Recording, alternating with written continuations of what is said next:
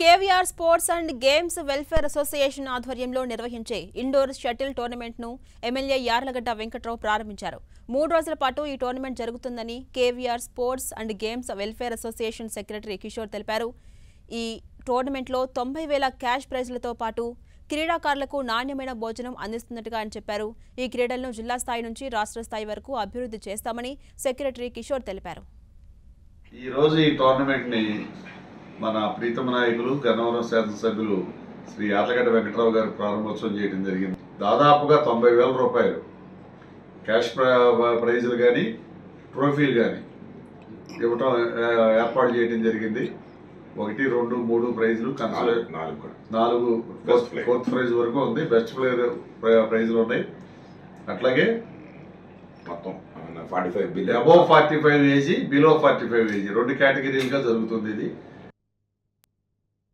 ఇప్పుడు లాంఛనంగా ఇరువైపులా